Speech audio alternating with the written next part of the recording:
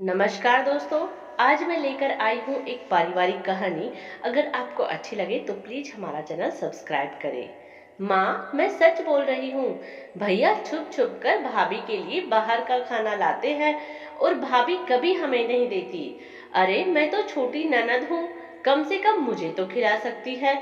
और भैया जो खुद हमेशा मेरे लिए कुछ ना कुछ लाते थे, वो आज भाभी के लिए ही ले आते हैं। माँ, भैया भी भाभी के गुलाम हो गए हैं। कल को मैं तो चली जाऊंगी और भाभी ही राज करेगी घर पे। माँ, आपको कौन पूछेगा फिर? मुझे भी कौन बुलाएगा फिर? बस इतना सुनते ही कांता जी तो आग बबूला हो गई और कहने लगी, बस कर, पागल हो गई है क्या? अभी तो मैं जिंदा हूँ, मेरा घर है। वो कौन होती है बुलाने वाली? गुस्से से तमतमाती हुई कांता जी बहू नीतू के कमरे की ओर चल दी। वहीं कांता जी की बेटी मुस्कुरा रही थी कि आज तो उसने आग लगा ही दी सास बहू के बीच। आज भाभी की अक्ल ठिकाने आएगी। मैंने उनकी एक साड़ी ही तो मांगी थी। पर नहीं, ये तो मेरी मम्मी की आखिरी निशानी है, बोलकर साफ मना कर दिया।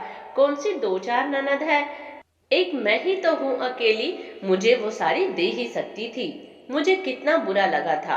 आज माँ उन्हें रंगे हाथों ही पकड़ ले तो मजा ही आ जाए। कांता जी, नीतू बहू, नीतू बहू, तेरी ये मजाल, शर्म नहीं आती क्या? नीतू अपने बेड पे लेटी हुई थी। अचानक से सासू माँ की ऐसी कड़क आवाज सुनकर अंदर तक कांप गई। धीरे से बोली, क्या हुआ मम्मी जी? कांता जी की तेज आवाज सुनकर कांता जी के पति भी बहू के कमरे में आ गए और बोलने लगे, आखिर हुआ क्या है? तुम्हें समझ नहीं? बहू पेट से है और तुम उसे इस तरह ट्रीट कर रही हो। कांता जी बोली, आप रहने दीजिए, बच्चे अकेले ये ही पैदा कर रही है। मैंने भी किए थे, पर इसकी तरह नाटक तो नहीं किया हमने।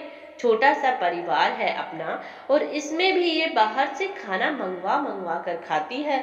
आप खुद देख लीजिए वो रखा डब्बा।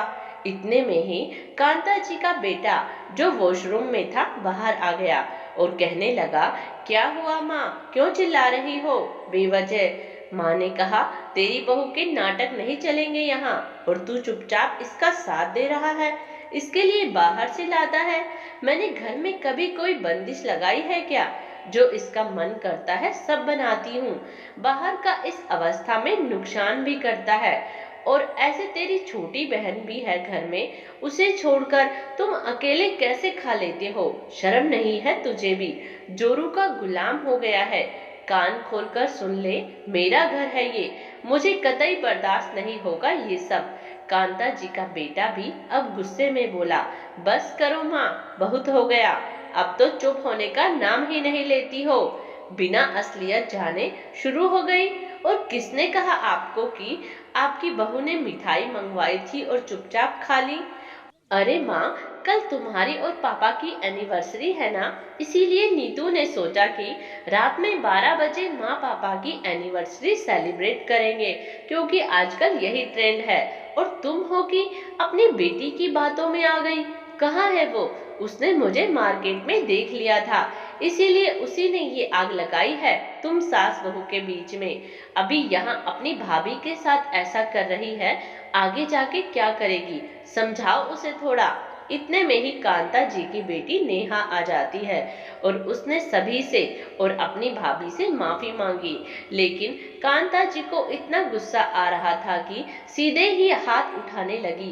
तभी नीतू ने पकड़ लिया और कहा, नहीं मम्मी जी, लेकिन दीदी अभी तो आप यहाँ हो, कोई बात नहीं, लेकिन ससुराल में ये सब ना करना। दूसरों के साथ गलत करने से पहले 100 बार सोच लेना चाहिए। नेहा रोने लगी तो नीतू ने आंसू पोंछे और नेहा को गले लगा लिया। कांता जी ने भी बहू से माफी मांगी। मैंने तुझे इतना गलत बोला बेटा, बिना सच्चाई जाने, माफ करना। और उनकी नजरें अपनी ही बेटी की वजह से शर्म से झुक गई थी।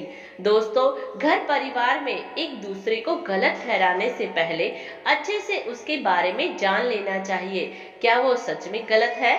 मिलते हैं अगली कहानी के साथ। तब तक खुश रहिए, हंसते रहिए, अपना ख्याल रखें।